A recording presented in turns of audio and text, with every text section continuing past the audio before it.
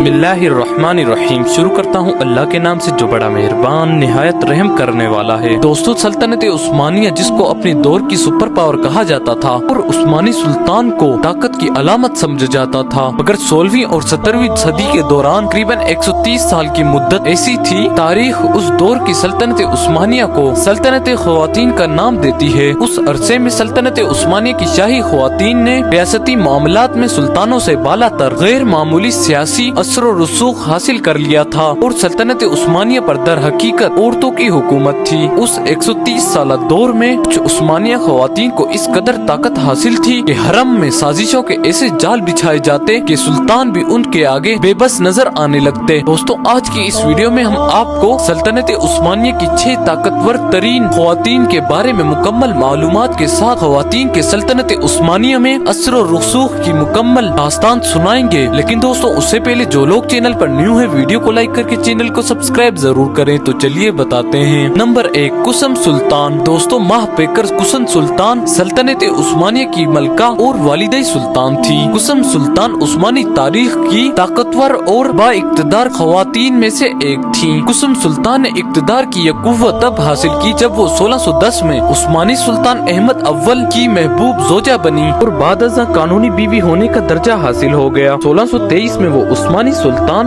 मुराद Rabe की तख्त नशीनी पर वालिदा सुल्तान बनी और बाद अज़ा अपने दूसरे बेटे सुल्तान इब्राहिम अव्वल के तख्त नशी होने पर 1640 में दोबारा वालिदा सुल्तान के ओहदे पर फायज हुई। सितंबर 1651 तक वो असर तरीन खातून और ताकतवर वालिदा सुल्तान के तौर पर जानी जाती थी। उस्मानी तारीख में सल्तनत ख्वातीन के दौर में कुसम सुल्तान तकरीबन 46 साल तक सियासी और इंतजामी मामलात में दखल अंदाज रही। कुसुम सुल्तान ने तकरीबन 9 उस्मानी सलातीन का दौरे हुकूमत देखा। कुसुम सुल्तान बतौर वालिदा सुल्तान सुल्तान की गैर मौजूदगी में बतौर नायब सल्तनत हुकूमती उमूर की निगरान होती थी। कुसुम सुल्तान के बेहतरीन कामों में से एक ये है कि उन्होंने मुस्तफा अव्वल को सुल्तान अहमद अव्वल के हाथों से महफूज रखा, क्योंकि उस्मानी खानदान में ये रस्म थी कि सुल्तान तख्त नशीनी के वक्त अपने भाइयों को कत्ल करवा देता था ताकि कोई तख्त का दावेदार बाकी न रहे, और ये मुतनाज़ रस्म इंतहाई खतरनाक हद तक फैल चुकी थी। इस रस्म के खात्मे में कुसुम सुल्तान का अहम तरीन किरदार रहा। नंबर 2, हुर्रम सुल्तान। दोस्तों, हुरैन सुल्तान या हुर्रम सुल्तान, जिनका शादी से पहले नाम रुखसिलाना था, सुल्तान सुलेमान आजम अल कानूनी की बीवी और मलिका और शहजादा मोहम्मद मेहरमा सुल्तान, शहजादा अब्दुल्ला सलीम तोम, शहजादा बायजीद और शहजादा जहांगीर की वालिदा थी। वो सल्तनत उस्मानिया की तारीख में सबसे ताकतवर ख्वातीन में से एक थी और सल्तनत ख्वातीन के तौर पर जाने जाने वाले दौर की एक मुमताज शख्सियत थी। उन्होंने अपने शोहर के जरिए सल्तनत उस्मानिया में इक्तदार की ताकत हासिल की और सियासत में मुतासिर कुन किरदार निभाया। हुर्रम सुल्तान तातारियों की जंग में गिरफ्तार हुई और बतौर कनीज बिकती बिकाती उस्मानी हरम तक पहुँची और सुल्तान सुलेमान आजम अल कानूनी के दिल को भाग गयी। दोस्तों, मौरखीन लिखते हैं, हुर्रम खूबसूरत तो थी ही, मगर सुल्तान सुलेमान उसकी जहानत, हिस्से मिजां और हंसमुख तबीयत से मुतासिर हुए। हमा वक्त मुस्कुराने के बायस ही सुल्तान उसे खुर्रम यानी खुश शादमा कहकर पुकारते थे और यही नाम बाद में हुर्रम में तब्दील हो गया। हुर्रम सुल्तान से बिलाशुबा सुल्तान सुलेमान आजम अल कानूनी बेहद मोहब्बत करते थे और इसका सबूत सुल्तान सुलेमान की शायरी है।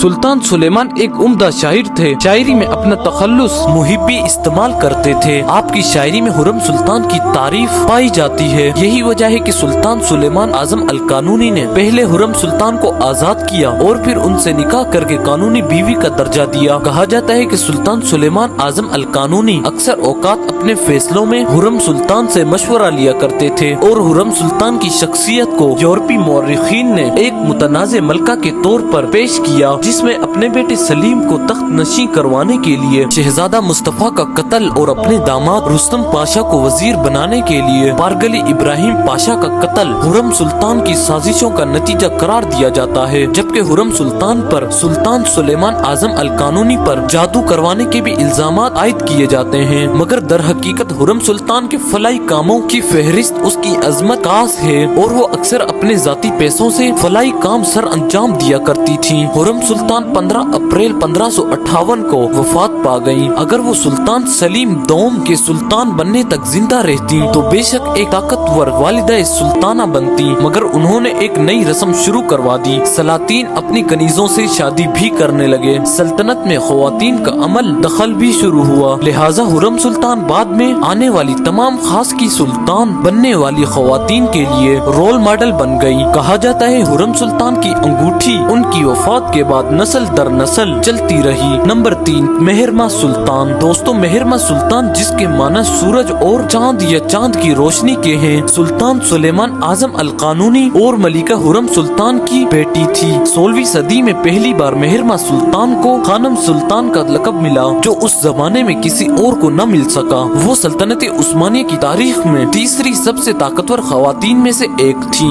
और सल्तनत ख्वातीन के तौर पर जाने जाने वाले दौर की एक मुमताज शख्सियत थी। उन्होंने अपने भाई के जरिए सल्तनत उस्मानिया में इब्तिदार की ताकत हासिल की और सियासत में मुतासिर कुन किरदार निभाया। उन्होंने मोहम्मद सकोली बादशाह और नूर बानो सुल्तान से मिलकर इक्तिदार में मुतासिर कुन किरदार निभाया। उन्होंने हुर्रम सुल्तान के बाद भी सल्तनत उस्मानिया में किरदार निभाया। नंबर 4, नूर बानो सुल्तान। दोस्तों, नूर बानो सुल्तान उस्मानी सुल्तान सलीम दोम की बीवी और मुराद सालिस की माँ और वालिदा सुल्तान थी। हुर्रम सुल्तान के बेटे सलीम दोम की पसंदीदा कनीज और पहली ताकतवर वालिदा सुल्तान नूर बानो का पैदाइशी नाम सेसिलिया था। वो वीनस के 2 आला खानदानों के अरकान की बगैर शादी की औलाद थी। उस्मानी एडमिरल खैरुद्दीन पाशा बारबरूसा के कब्जे में आने के बाद वो 12 साल की उम्र में गुलाम की हैसियत शाही हरम का हिस्सा बनी थी। कहा जाता है सुल्तान सलीम दोम ने भी अपने वालिद सुल्तान सुलेमान आजम अल कानूनी के नक्शे कदम पर चलते हुए नूर बानो से शादी कर ली। नूर बानो सुल्तान का शुमार सल्तनत उस्मानिया की ताकतवर ख्वातीन में होता है। सन 1583 में वीनस की सेनेट ने नूर बानो सुल्तान को तोहफा देने के हक में 5 के मुकाबले में 130 वोटों से एक करारदाद भी मंजूर की थी। नूर बानो ने अपने इंतकाल से कुछ ही अरसा पहले शायद अपने आबाई वतन की सबसे बड़ी खिदमत वीनस की मिल्कियत जजीरे पर उस्मानी हमले का फैसला तब्दील करवा कर की थी। नंबर 5, सफिया सुल्तान। दोस्तों, सफिया सुल्तान उस्मानी सुल्तान मुराद सालिस की नूर नजर मलिका और वालिदा सुल्तान बतौर माँ मोहम्मद सालिस थी।